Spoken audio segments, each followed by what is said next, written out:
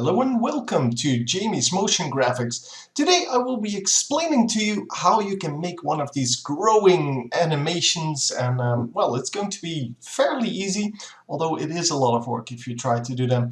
The coloring will not be discussed today. I will make a new tutorial on how to do that. So anyway, enjoy. Okay, here we are in After Effects. I'm just going to show you real quick how to make one of these flourish thingies. We're going to start off with a new composition. It's going to be 1280 by 720, 30 frames per second. I'm just going to hit OK. It's 1 minute long because my previous comp was 1 minute long. So I have a bunch of flourishes. I already showed you in one of the previous tutorials on how to make an animated flourish yourself. These are all made by someone else, by Video Copilot in fact, and I bought them, so yeah, you can buy them as well. There you go. So yeah, you just need a bunch of them. I currently have 30. I think I've used most of them, but what we're going to do is we're going to find one that actually allows us to start, so that has a good starting setup, and that is one with, well, an edge that actually mounts to the bottom. Something like this. So let's use 29. We're going to drop 29 into our comp, and we're going to immediately see that it's huge. So let's scale it down. Let's put it at the 0. I don't know why it's not at 0. Apparently,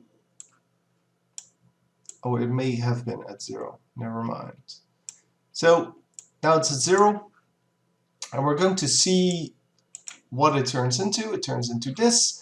Scale it up a little bit so that we need to have a substantial thing.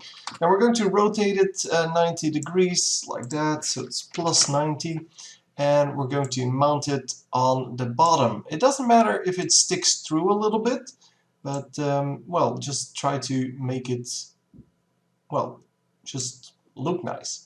So what we're now going to do, this is not the ideal start, but what we're going to do is we're going to select the second one. Let's just select the same one so that we don't have to do anything. And I'll put it over here. We're going to mount it on the side here. So let's, yeah, if you drag it like this, you can see that it actually evolves, but we're not too worried with that yet. I'm going to rotate a little bit, and I'm going to put it as close as possible to perfect over here. So rotate a little bit more, something like that, and even more. Come on, there you go. Come on. So yeah, it has to be near perfect. You don't want to have too much overlapping stuff going on. So like over here. So you can also, of course, scale it down to prevent the things from overlapping.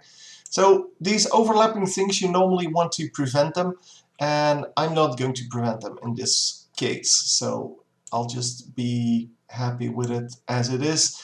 Of course, you normally want to design it a little bit more. I'm just trying to show you. So what you do now is you're going to find the moment this part spawns. So from this first one, this part spawns. So let's see, it goes all the way back, then it's over here, and we can see now, okay, there is the overlap. So from this point onwards, this actually exists, so we can grow the next one. Just put it right next to it, and then it will start growing automatically because, well, it's an animated flourish, so it will do that on its own. Now, next one, let's put in some random one. I really haven't thought this through, so I'm just going to put in random ones. Scale it once again. So the scale is going to be like this, and then attach it to something. It doesn't really matter which thing you attach it to. Well, for now, obviously it matters if you're actually making this. I'm going to attach it to this. Rotate a little bit, make sure it fits. This is never going to fit. It's a straight edge on a round edge, so we're going to have to do some fancy work there. Scale it down a little bit because it's a little bit too big. Maybe I should put it over here. Yeah, I'm going to put it over here. So rotate it back to 0, and that way it will almost fit. And well, we're just going to put it like that. We're going to put a mask on that. So just put a mask like here and there, and then close it. We're going to take the selection tool and put the mask in such a way that it actually, there you go. It actually makes it something like that, so it overlaps the original. And then we're going to go to mask, so hit M, and make it a subtract mask. That way it will grow from the actual vine where you want it to grow. So let's see what it actually looks like. So there you go, it will grow. The thing is, it is now growing before the thing is spawned, and that is of course not good. Move it forward. Once again, same as with the other one. Wait until it's all the way spawned, and then you put it in there. Of course, you can do this to music, so you can alter these things with your time remap here. So right-click time remap, and you can make them do like faster things, slower things, the way you want. I'm currently just using them as they are, and yeah, this way they kind of just evolve. And of course, you can attach things to everything. So if I want to attach something to this flower, I can do that, but I can also just go for one of these smaller things, or like the big thing over here, like I did with the original one. You can also cut off parts, like I did over here. You can also cut off this part, for example. It's all up to you. Keep in mind, though, that things like this, they will grow.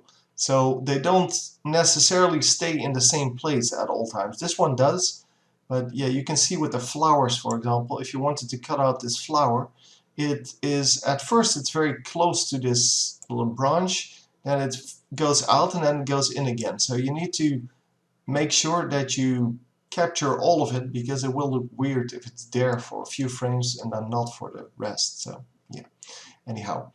Yeah, this is basically how you do that. It's very simple. You just keep on attaching more things. So the only thing I still need to teach you is how to move the entire thing upwards, which is why we're going to get a null object. So layer, new, null object, blah blah. Null objects are basically exactly that. They're nothing, except for they can carry values. And we're going to use those values to the best of our ability. So I'm going to set it to position 0, 0, which is top left, and then I'm going to take all of these other layers, hit P for position, and then alt click on this, and we're going to add the position of the null object to this, which is done like this. If you're having questions about this, there's a tutorial on how to work with come on, what are expressions, that's what they're called. Just alt click on the stopwatch, and you can edit what this expression is going to be, and you can just drop the null object in there. Of course, you can by this, so once you make one, you can actually just copy paste it and paste it in a new one, and it will work just as well. So now when I pick up the null object, so let's go to the, let's just do it like this and go with this position. So I'm only going to use this position. If I move this, the entire thing moves. And the beauty of it is, even if I put it here, it will still evolve perfectly. So even if I move this out of the, even if I move it over time, let's say we want to have 0, 0 in the beginning, but then our camera is going to the top right, so it's going to 100, 100. Actually, that's top left, but let's make it minus 100. So like that. So we will see that it will still. Oh, I forgot to do this. Yeah, that's my bad. 0, 0. Then I forgot to enable the stopwatch, which obviously is a very noobish mistake. But hey, so as you can see, the camera is moving. All of the items are moving, but they're still attached to each other. And that is the beauty of this system. Because everything is tied to this null object, it's basically treating them like they're all just stationary. And then this null object is causing the movement. And you can, of course, address this null object just like any other object. So you can go to your Convert Vertex tool and say, like, yeah, I want this to be, or to have like these handles. And I want the handle to be like this. So I want it to move in this way. And then you will see that the entire composition will move exactly like that. So yeah, easy as that. So that's how you make them. Making one of these, well, a good one at least, is a lot of work, because not only do you need to make this all fit together and look nice, you have to do the camera work with your null object, and then you have to color it. And the coloring, yeah, I'm not going to go into that. There is working with curves tutorial on my channel. You can learn a lot there.